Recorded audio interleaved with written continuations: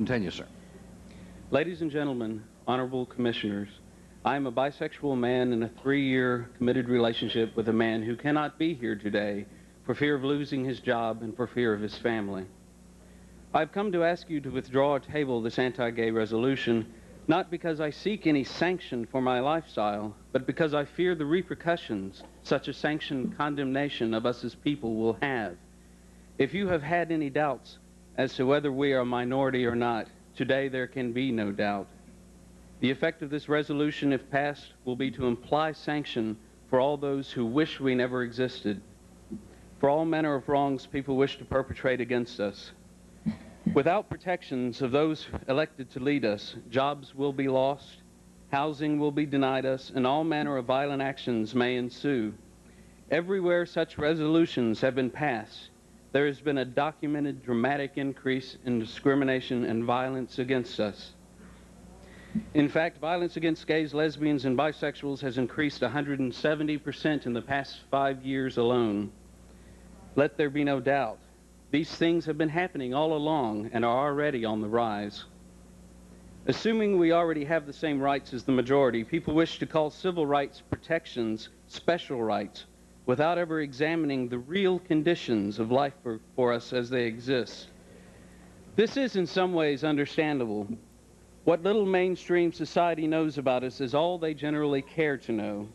After all, the only time we merit attention in the mainstream media is when we are at the center of controversy started by those who hate us.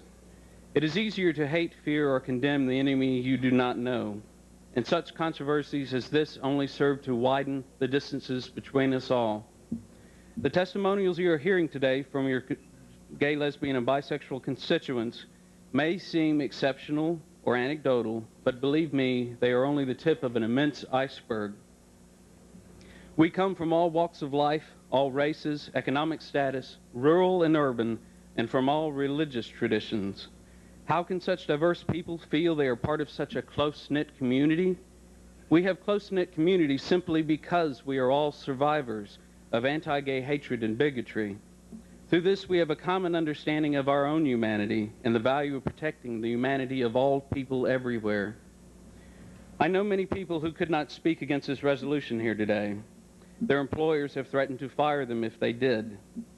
I myself have no idea what effect my speaking here will have upon my personal life or my job.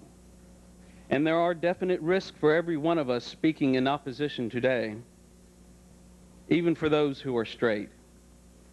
Those who are strongly in favor of this resolution likewise wish you to know that there are risks for you if you oppose this resolution. The intimidation in this room, especially when the session opened this morning, has been palpable and strong. But I would hope you recognize the real risk inherent in this resolution. In the end, if one person is diminished, we are all and everyone diminished. If you condemn one group today, who will it be tomorrow? The pink triangles many of us wear symbolize our oppression. They were the badges worn by gay people in the concentration camps of Nazi Germany. The Nazis used the same moral arguments we hear today to exterminate 350,000 of us, a smaller number than the 6 million Jews, but again, we are a minority. The history of anti-gay persecution and what it is capable of are written for those who care to read it. 1 minute, sir. That history is still being written today as we speak. As to rebutting many of the arguments in favor of this resolution, much of what could be said would only engender more counter-arguments. But I would like to say this. Whatever your religious views on the subject may be, you have a right to your beliefs. Our Constitution protects you.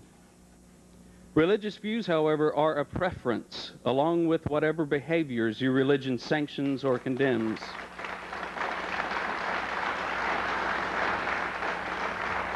The precedent is already there. To couch this debate in terms of a moral issue, as the resolution clearly does, and to cite religion as legal authority is a profound violation of the separation of church and state. We have taken up time today that could have been used to benefit the people of Knox County, and this debate will not end here.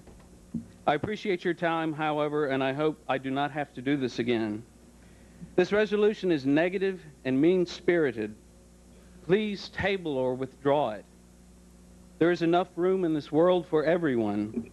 In the end, it will take all of us to ensure a kind and safe future for all our generations. Thank you. Okay.